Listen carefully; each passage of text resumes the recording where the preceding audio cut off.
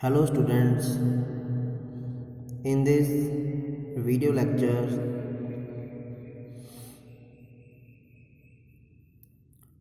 we will discuss about shortcuts for JEE, NDA, CDS, Air Force and Navy।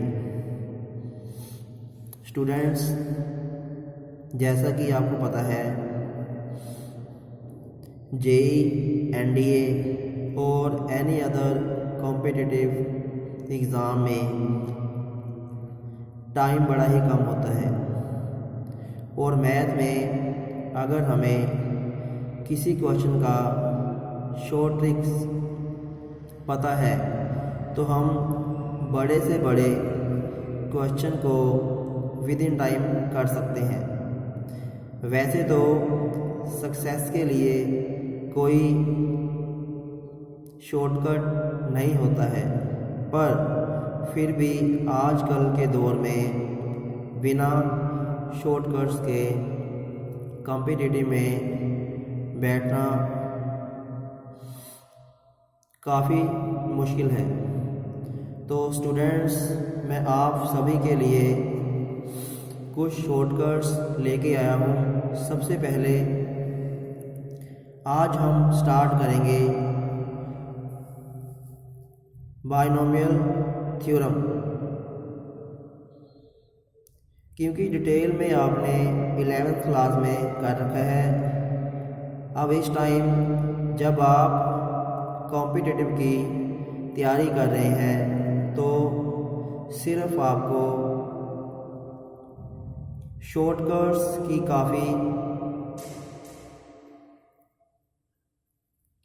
ज़रूरत होगी। तो उसी को ध्यान में रखते हुए मैंने कुछ शॉर्टकट्स तैयार किए हैं। उनमें से एक शॉर्टकट्स आपके सामने है।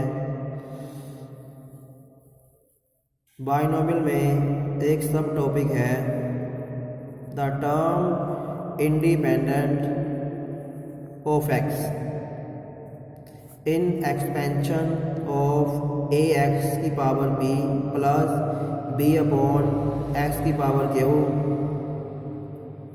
Bracket close and whole power N is T R plus one. Here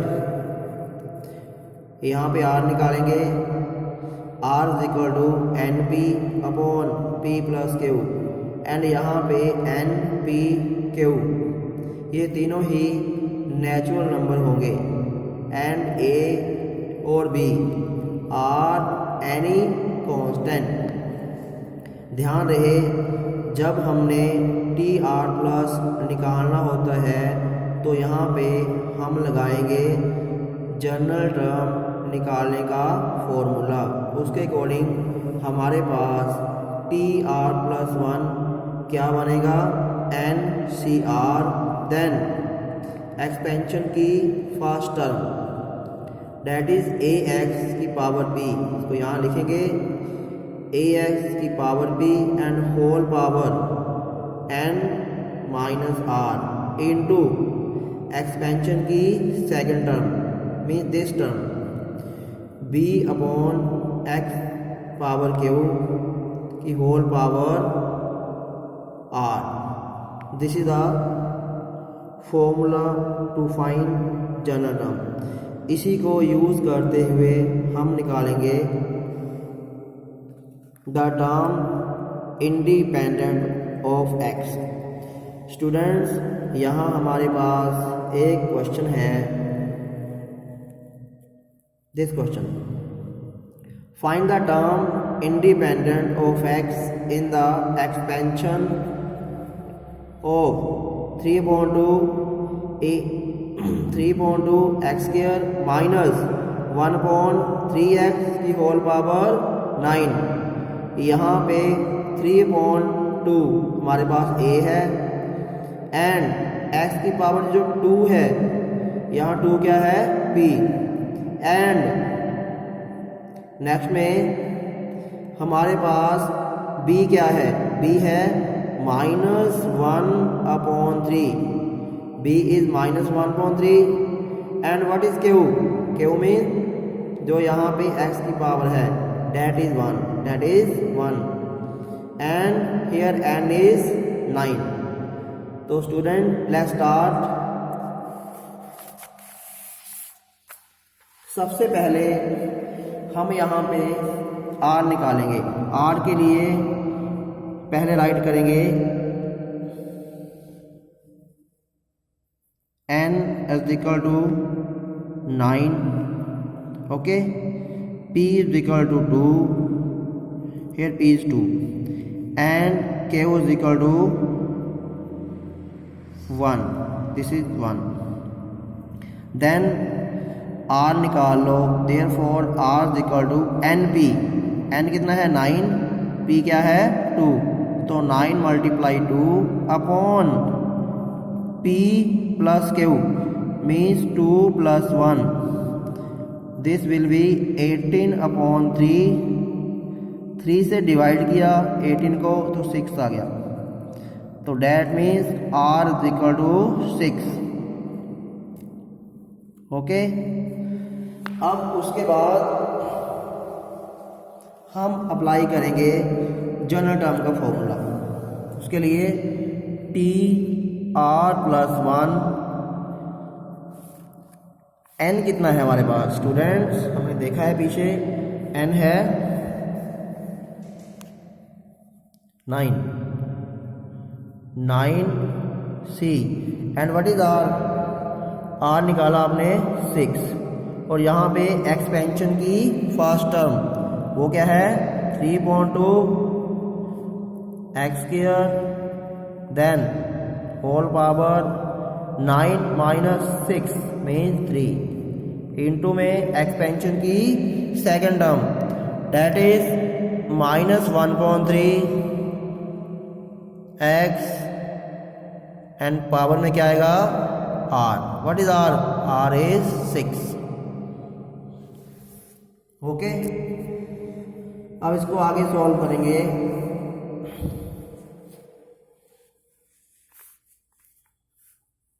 यहाँ पे r क्या है 6 plus 1 is equal to 9c6, then 3/2 का होल क्यूब एंड x की पावर 6, then -1/3 की पावर 6 इंटू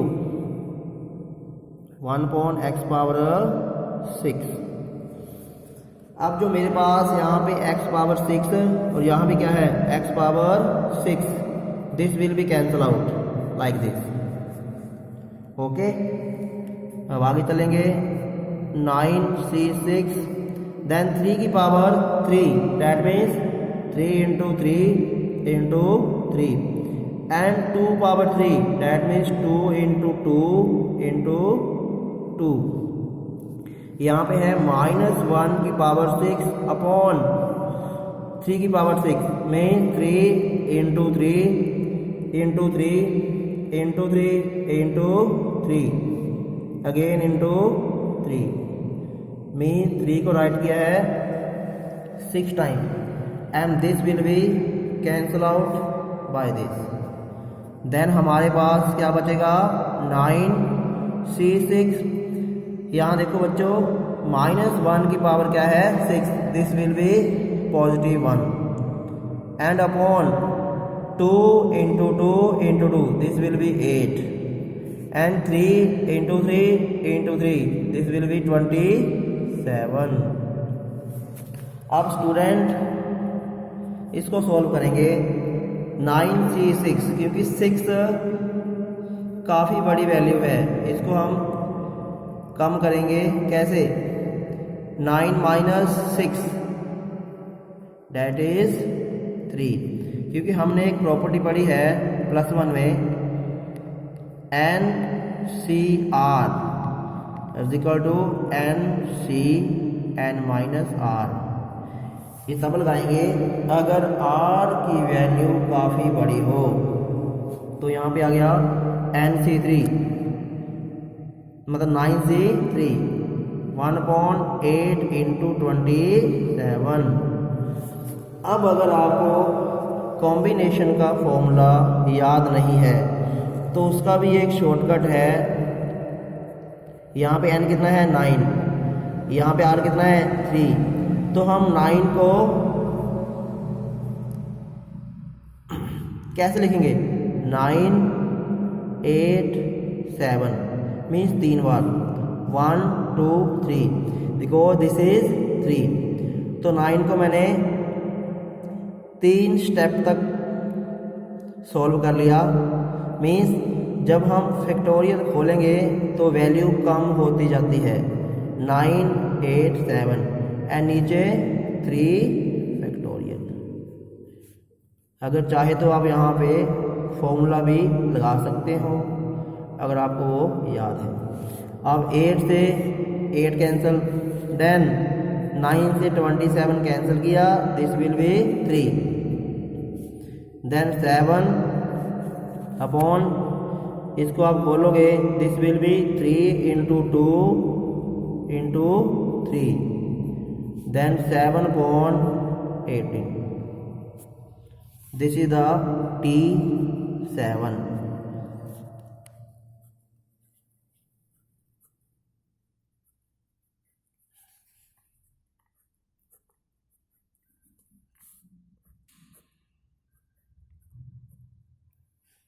यहाँ भी राइट करो T7।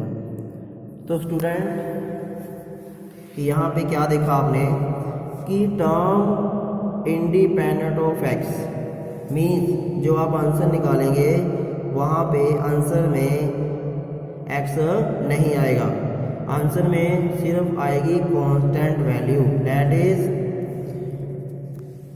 इज 7/18। और वो कौन सी टर्म है 7th term. This is your final answer.